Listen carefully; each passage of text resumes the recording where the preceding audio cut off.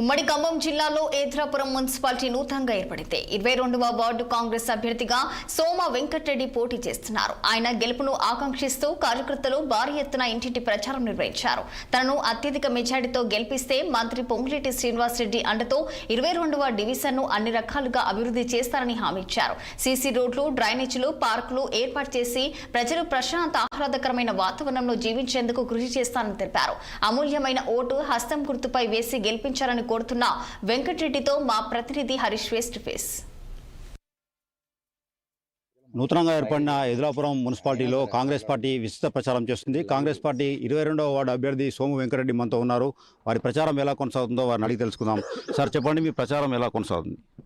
చాలా అనూహ్యంగా, అద్భుతంగా. ఎలాగంటే ఇంటికి వెళ్తుంటే ప్రతి ఒక్కరూ కూడా హారతులు బట్టి మరి ఆహ్వానం పలుకుతున్నారు. ఎందుకనంటే పొంగులేటి సీనన్న చేసే అభివృద్ధి కార్యక్రమాలు కంటిన్యూ అవ్వాలి అని అంటే కాంగ్రెస్ పార్టీని గెలిపించుకోవాలనే ఉద్దేశంతో కొత్తగా ఏర్పడిన ఈ ఎదులాపురం మున్సిపాలిటీలోని 22వ వార్డు అంటే ఇక్కడ టీఎన్జిఓస్ కాలనీ, సప్తగిరి నగర్, సాయి గణేష్ నగర్ ఈ 3 కాలనీలు కలిపి 1509 ఓట్లతో ఈ కొత్తగా ఏర్పడింది. ఇది దీనిలో డెవలప్మెంట్ అంటే ఆల్రెడీ డ్రైనేజ్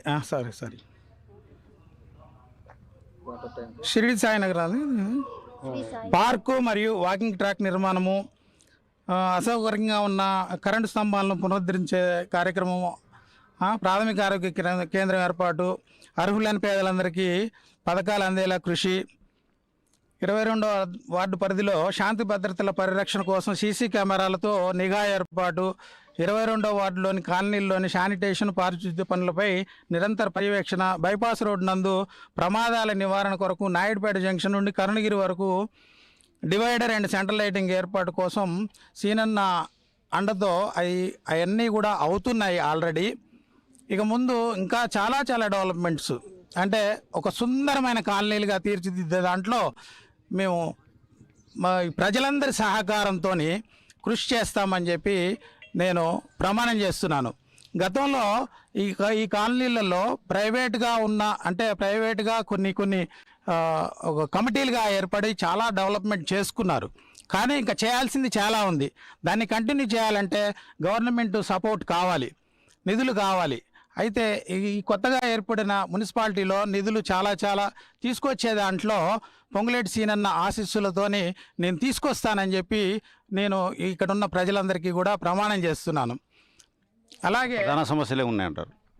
ప్రధాన సమస్యలు అంటే ఇక్కడ సీసీ రోడ్లు, డ్రైనేజీలు అస్తవ్యస్తంగా ఉన్న ఒకవేళ ఎక్కడైనా ఉంటే స్తంభాలు, కరెంట్ స్తంభాలు, స్ట్రీట్ లైట్స్, అలాగే శాంతి భద్రతల కోసం అని చెప్పేసి సీసీ కెమెరాల ఏర్పాటు కూడా చేద్దామనేది నా ఆలోచన.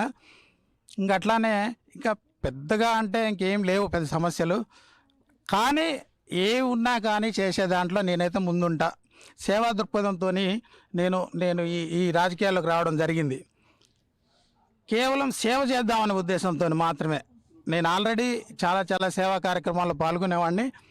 అదే ఆలోచనతోనే ఈ రాజకీయ పార్టీ అలాగే సీనన్న అండతోనే నేను చాలా చేస్తాననే ఒక నమ్మకంతో ఉన్నాను. ప్రజలందరూ నమ్ముతున్నారు. ఏ ఇంటికి వెళ్ళినా కూడా బ్రహ్మరథం పడుతున్నారు. ఎందుకంటే కాంగ్రెస్ పార్టీ అధికారంలో ఉంది. ఏదైనా అభివృద్ధి జరగాలంటే కాంగ్రెస్ పార్టీతోనే సాధ్యం అని చెప్పి అందరూ నమ్ముతున్నారు. ఎందుకంటే పొంగులేటి సీనన్న కూడా అభివృద్ధికి మారిపోయారు. ఆ ఉద్దేశంతో నన్ను కూడా పొంగులేటి సీనన్నని నాలో చూసుకుంటున్నారు.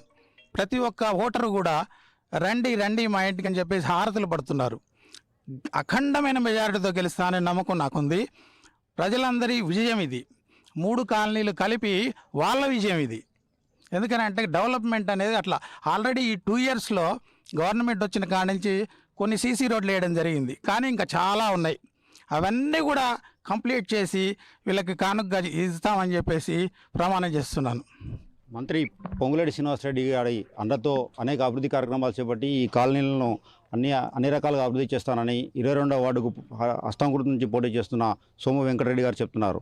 కెమెరామ్యాన్ బాబుతో హరీష్ 6 టీవీ ఖమ్మం నుంచి. నూతనంగా ఏర్పడిన ఎదులాపురం